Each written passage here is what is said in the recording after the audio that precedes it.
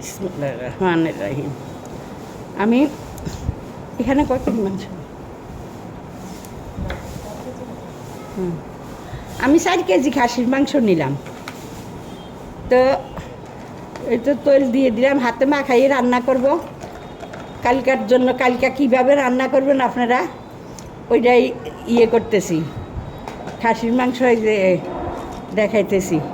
এই দিয়ে দিলাম গরম মশলা, সব কিছু মিশাই দিয়ে দিলাম, তেজপাতা মিলে সব গরম মশলা, আদা, রসুন,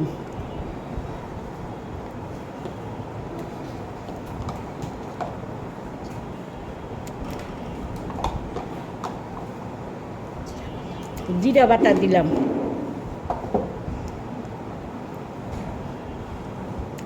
ধনিয়ার গুঁড়া,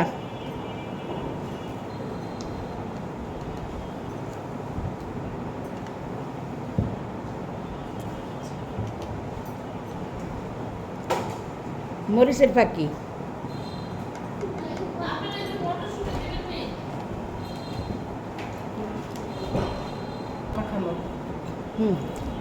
হলুদের ফাঁকি,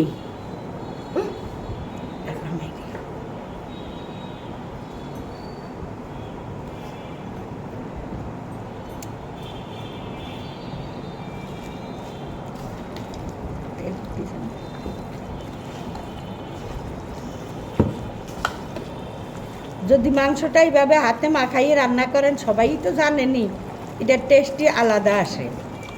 তো আল্লাহ বাসাইলে কালকা এইভাবে রান্না করে খাইবেন, যারা যারা খাসি কুরবানি দিবেন, খাইয়ে দেখেন একটু আমার মতো করে কেমন হয়।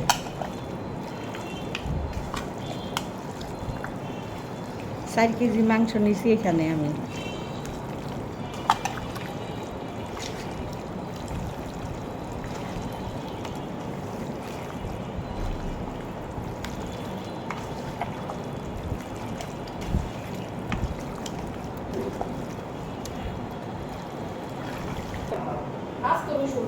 মাংসটা আমার মাখা হয়ে গেছে, তো আমি এখন মাংসটা চুলাই দিব।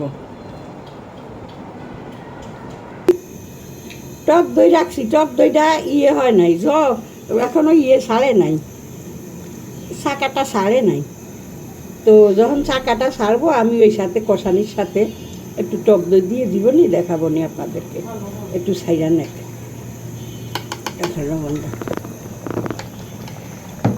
লবণটা দিতে মনে নাই, লবণটা এখন দিয়ে দিলাম।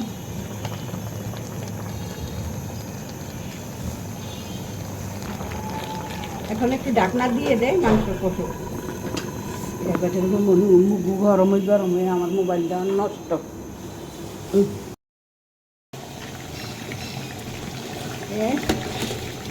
আমার মাংস কষানো হয়ে গেছে, এই যে শুধু উঠতেছে, ধোঁয়া উঠতেছে। মাংস কষানো হয়ে গেছে, এখন আমি ঝোল দিয়ে দিই। দেখেন মাংসটুকু কষানো হয়ে গেছে।